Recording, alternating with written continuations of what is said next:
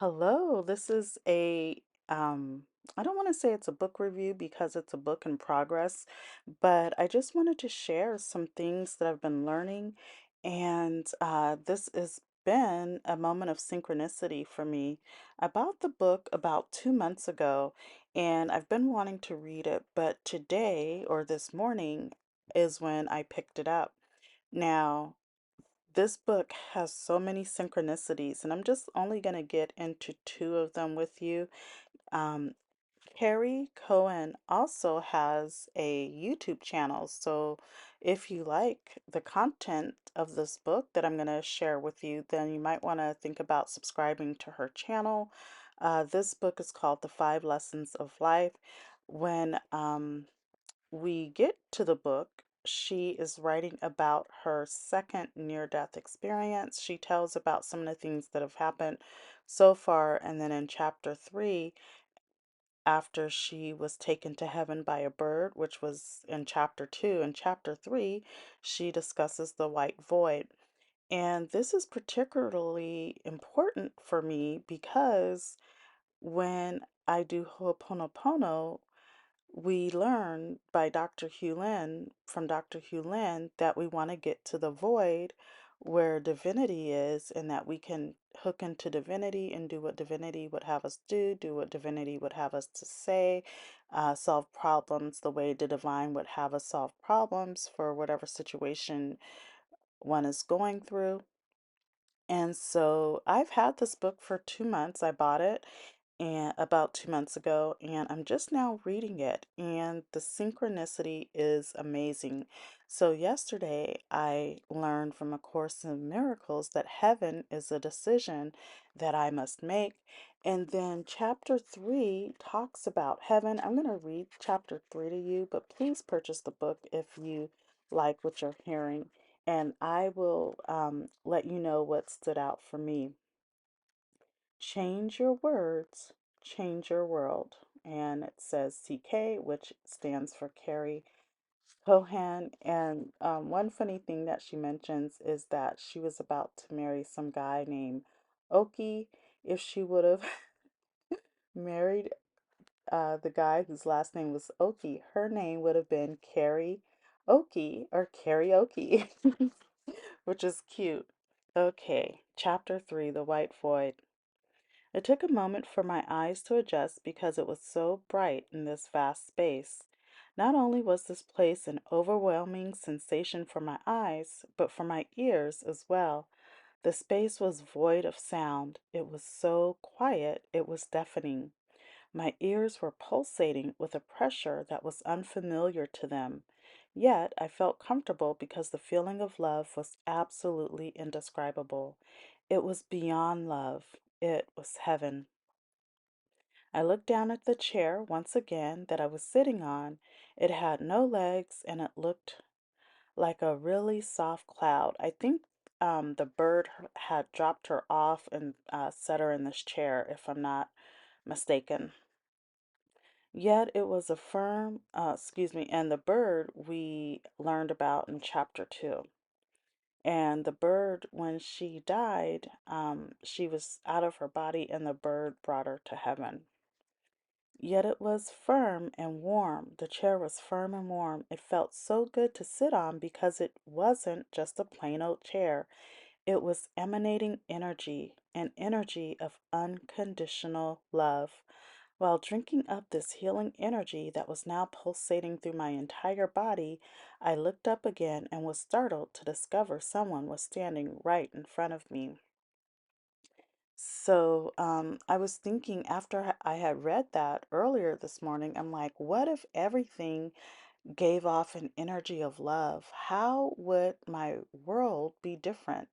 And, I think A Course in Miracles touches upon that. We have the real world, the world that God made, and God would make everything good. God would have everything be infused with love. And what if I knew that and interacted in such a way with all things that I knew that all things were infused with love?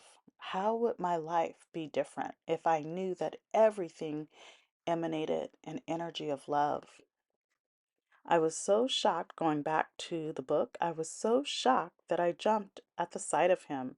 Immediately, I recognized this beautiful spirit and his kind face. He was the same spirit who stood by my side during my first death just a year or so prior. I felt the urge to call him God, Creator, or Everlasting Spirit, but understood that he also went by many other names as well. I thought to myself, what name do I call you? And to my surprise, this radiant spirit answered back telepathically, thought to thought. He said with such warmth, it matters less the name you call me as long as you call my name. It was at that moment I realized I was speaking with God. He was a radiant and kind looking man. Suddenly, a sense of knowledge washed over me. I was being given an insight or a download of information from the Creator. I could see in my mind's eye an idea was beginning to appear.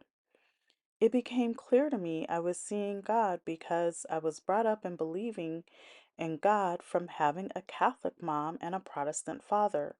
Even though both parents had left the church when I was little, I was given the images of what God looked like through both of their faiths, my Sunday school teachings, and my Bible classes, of course.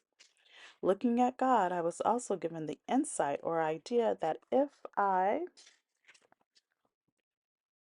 had been raised Muslim, I believe I would have seen Allah, or if I was Hindu, I would have been in the presence of one of their many gods as well.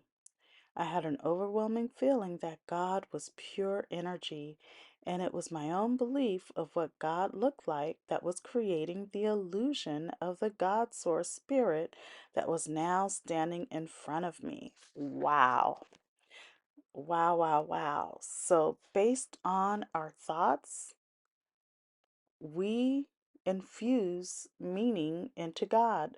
And A Course in Miracles, we did the lesson, I believe in the first week, it said that I, I don't want to butcher it. Let's see. What does it say?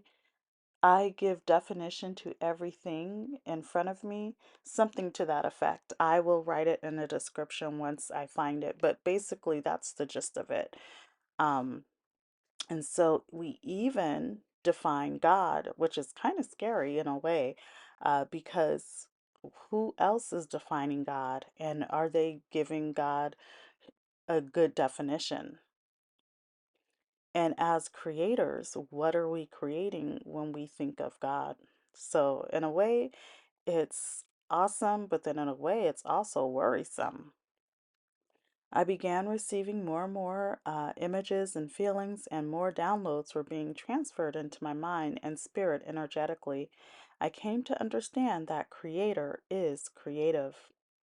I saw that God brings people together to a higher state of consciousness through many different experiences, faiths, and belief systems. And all of these faiths have varying degrees of knowledge or gifts. None is better than the other. They just are.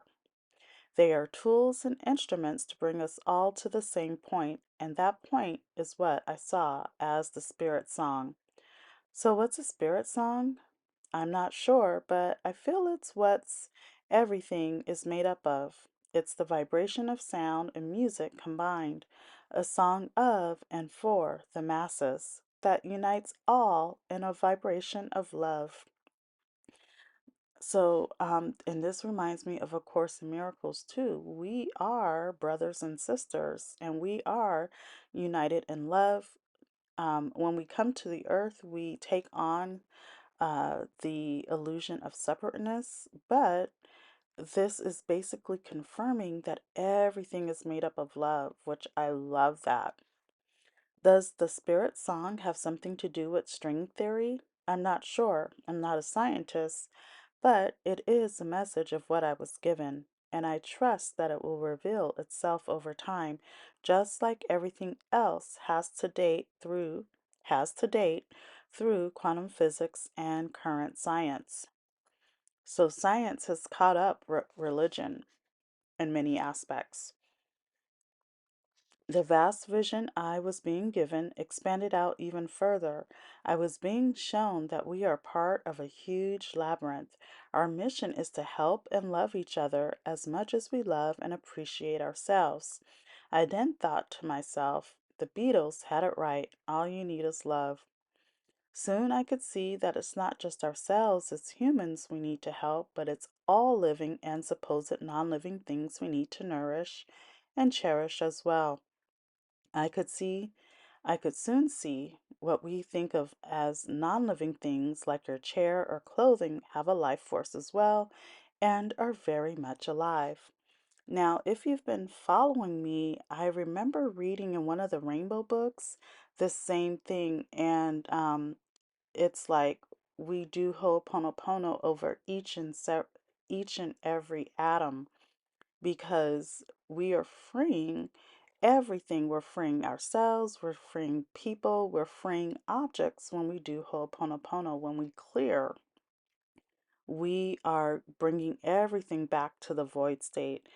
And everything can be their unique, true selves. They were created to express love. So even the internet, remember when I was doing Ho'oponopono over the internet? Even the internet wants to be a being expressing love. Going back to the book, I then saw an image that once we all transcend through love, everything around us will dematerialize. So that will be clearing up the illusion. I watched this vision as everything and everyone on the planet began to dematerialize and become pixelated. Oof, that's interesting. I'm now this is kind of far out there, but I'm gonna share it anyways. I used to watch a channel, Gina Maria Coven Hill. I stopped watching her not because I didn't like her content, but it was just overwhelming. I can only watch and do so many things in a day. I bring it up because she was showing how the Matrix was glitching, and she would show pixelations um, when the matrix would glitch out. And so, what's going on? Are we in a process of dematerializing? I don't know. It's just a question. I'm not going to get too caught up in that, but I want to continue reading. All of a sudden, the spirits that were in the non living objects began to rise up along with all the living spirits as well. The chairs, tables, TV screens, everything in this illusion began to dissolve, and human like figures began to rise up from each object. And that's why I believe that things can talk to us. Dr. Hewlin talked to his car, he talks to the trees, or, when he was living, of course. And, sometimes things talk to me, not so much with an articulation of verbal articulation, but with impressions or feelings that I get. So it's no wonder that these things are talking because they are spirit or personality, whatever you would like to call it. Let's see what the book says.